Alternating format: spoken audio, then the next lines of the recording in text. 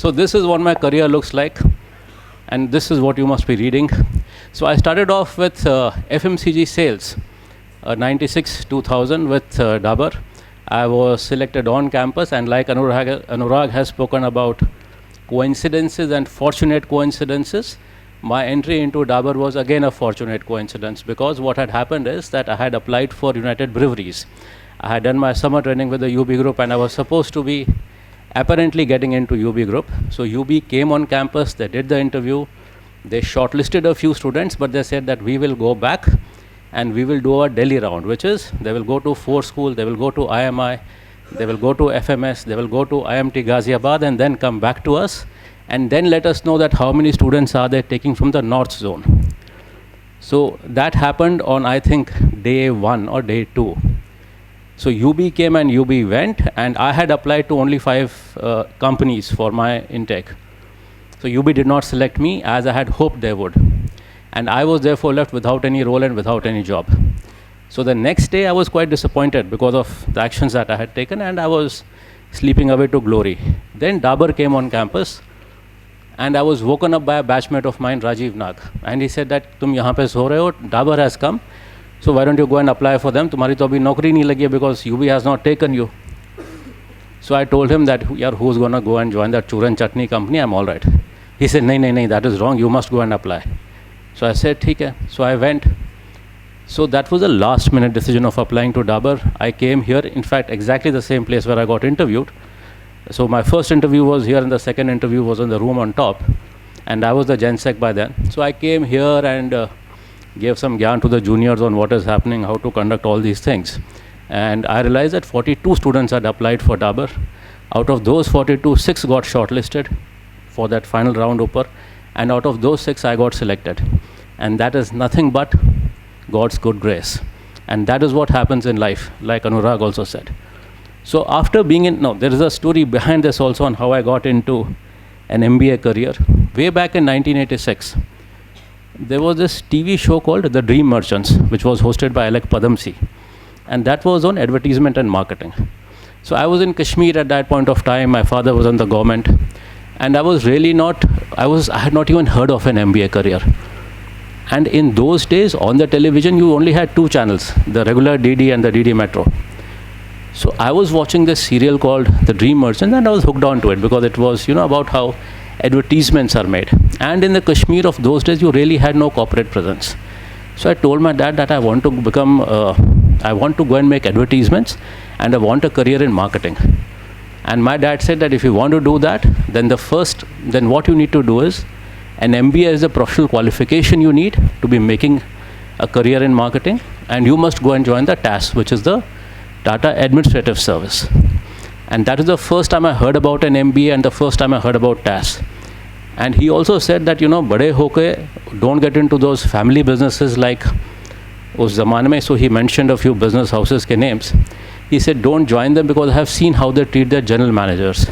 That time the highest designation in India was that of a general manager. He said, you go and join the TAS because the Tatas are professionally run and they treat their managers with a lot of respect. He also said that the good thing about a TAS career is that they rotate you along different functions. You are in HR, you are in marketing, you are in sales, then you are in finance, and then you are in supply chain and operations. And they also put you across different companies. So you can be in Tata Steel, you can be in Taj, you can be in Telco or Tisco, as those companies were called then. So that thing kind of stayed with me in my mind. And I thought that if I get into, I did apply for TAS in 99, I did not clear it. But I always thought that if I get into a corporate career, or when I get into a corporate career, I will always try, if possible, to do something different every time that I shift careers. So after my first 4 years in Dabur, or close to 4 years in Dabur, an opportunity came to join a agri-commodity trading company, and this was with Olam International. And they were looking for managers to be working in Africa, largely Africa. So I got into Olam in 2000. From there, I went and worked with them in Indonesia, then Ivory Coast, then back in Indonesia, and then in India. So this was in 2003. Unfortunately, in 2002, my father passed away when he was 59 years of age and still in service. So my father unfortunately was injured in a massive bomb blast in Kashmir in 1992. So he was an IPS officer of the J&K cadre. That time he was IGP Kashmir in 92 when a bomb blast happened, and then he got injured in that. And subsequently he passed away in 2002 when he was heading India's civil aviation security. So he was heading India's civil aviation security during the Kandahar crisis. Anyways, I came back to, so I was in India during that time when that tragedy happened. I was quite a heartbroken man. I could not, kind of continue with studies, continue with my work. And that point of time, so I had to move out of Olam under some strange circumstances and the tragedy overweighing on my head.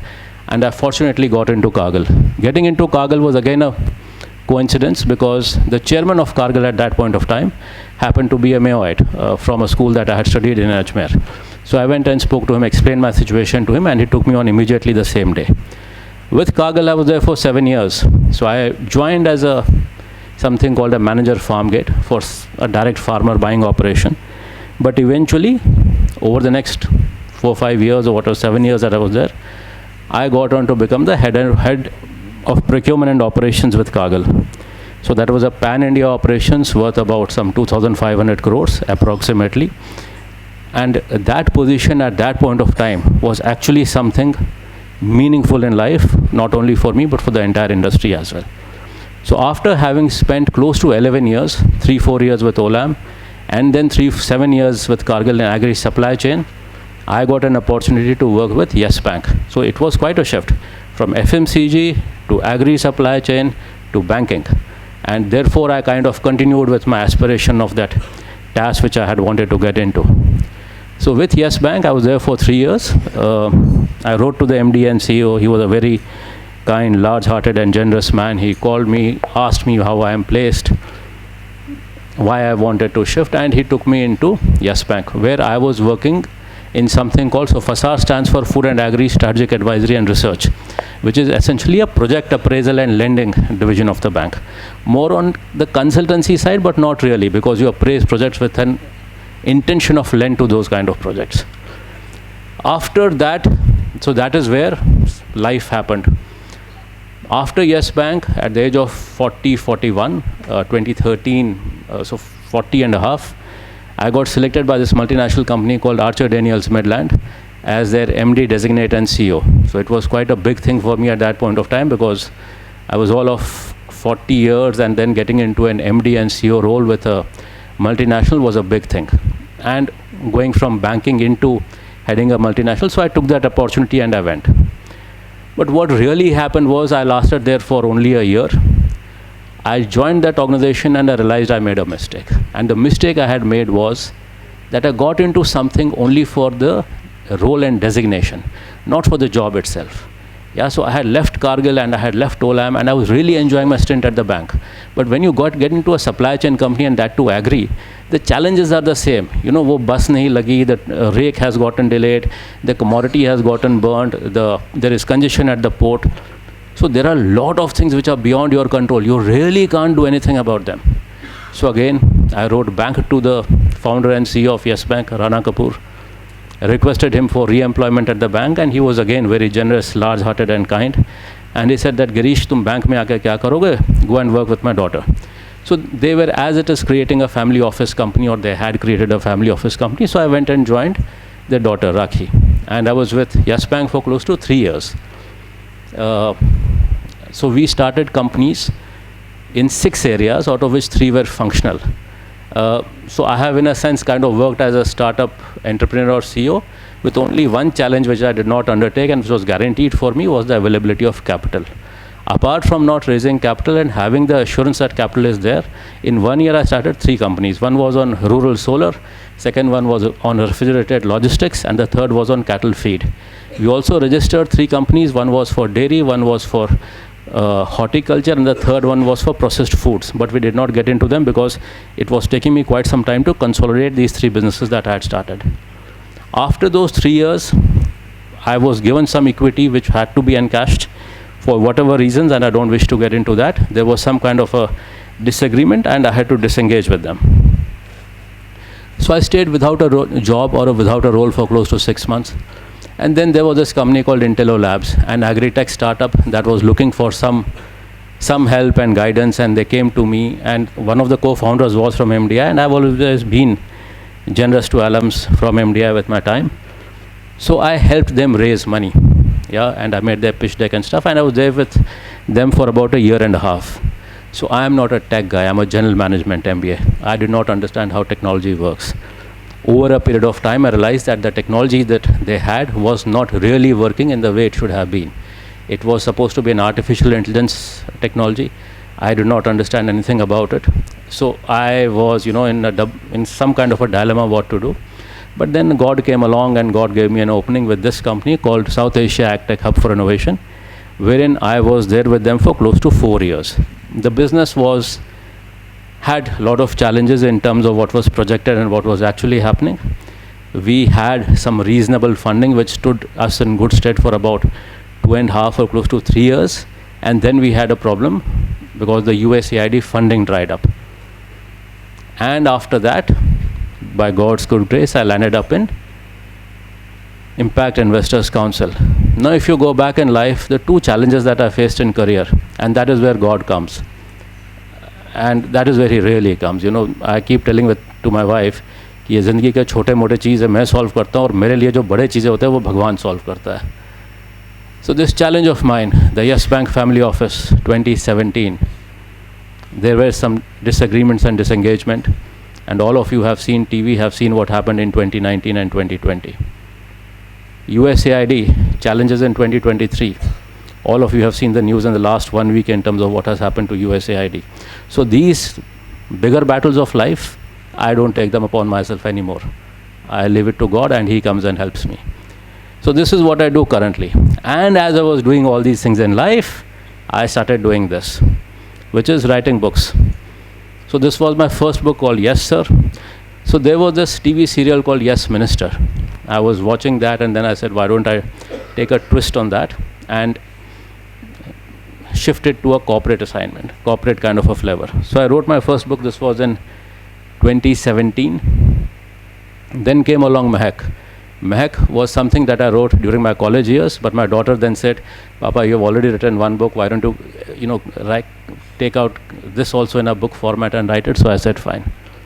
The third one is Courage to Continue. So this also happens to be the world's first and perhaps the only autobiography written on LinkedIn. 160 posts on LinkedIn in 2021 when we completed 25 years of service. I thought it's a good time to look back at career. So the first 3-4 posts that I wrote or 5-6 posts that I wrote on LinkedIn, they started getting a lot of traction, likes and stuff. And I thought that जैसे मैं घर पे बैठा हूँ, everyone else is also sitting at home with no work to do. So I then started writing elaborately, included my personal challenges, professional challenges, and made a book out of it. And this has done reasonably well. So while I was writing that book, Courage to Continue, I thought, oh Baba, I must also write about my childhood in Kashmir, since it was quite a cherished stay. And Kashmir also happens to be in the news for whatever reasons. And 2019 had also happened. So I wrote Char Chinar, and I covered my years in Kashmir while growing up. During the lockdown, I also happened to be reading spy fiction by an author named John Le Carre. So John Le Carre is supposed to be the world's finest writer of spy fiction. And I had a background in terms of not really intelligence, but I had a kind of a police background, and my dad was in Kashmir. So I was reasonably familiar with India, Pakistan, Kashmir dispute, the way the spy agencies work. My dad was in the intelligence agencies for about 3 years in Kashmir. So I thought, since I had the kind of, I would not say inside account, but I knew terms and stuff like that. So I thought, why don't I make a book of this? So I wrote my first spy novel, The Spy Who Went Into the Cold. This is about an Indian spy at the heart of the Pakistani establishment. The ISI comes to know that there is a mole inside here, and then they begin an internal interrogation and investigation to find out who that guy is. So this is a story about that investigation, and in the end, the R&AW extracts that person. So I have a few copies which I'll be happy to give after this thing is done. So this was the first one which I wrote. The second book which I wrote was Our Man in Balochistan. This is about a normal Indian guy, all these illegal immigrants coming back. So one of those guys perhaps who lands up in Kabul after the US has withdrawn from Afghanistan. He lands up in Kabul and then goes and works for an employee, only to get lured by the ISI into Balochistan. And then there is some action by the Indian forces who try and get him out. So this was my second spy fiction and the sixth book which I wrote. This is the book that I'm writing currently, The Spy Who Went Missing. One foreign service official goes missing in Islamabad, only to re-emerge later and to destroy all the terror camps. Broken boundaries? Perhaps yes. Another boundary which I broke was this YouTube series on the Tata Group called Tata Katha, wherein I review books on the Tata Group. So the first one was by Shashank Shah, who is there, who was a Harvard research scholar. He in fact came to MDI to give a talk. There is a junior here, Sauradeep Sarkar, who is now the moderator for MDI at JFK. He knew about my fascination with the TAS. He said, sir, this guy is coming over, why don't you come and listen to him? So I came, listened to him. He was speaking about his book, and then Sauradeep said, sir, why don't we do this thing called Tata Katha? I said, all right, chalo karte hain. So this was the first series which I did. Tata Katha season 2 had a book of Harish Bhatt which I reviewed on YouTube. So each season has 6 episodes, and we usually shoot it on Saturdays and Sundays. And this is the third Tata Katha series which I did by Don Dungaji. The fourth one is going to be on a book by Ratan Tata by Thomas Matthew, which should inshallah come out in 2025. And this is it from my side. Any questions that you have, happy to take.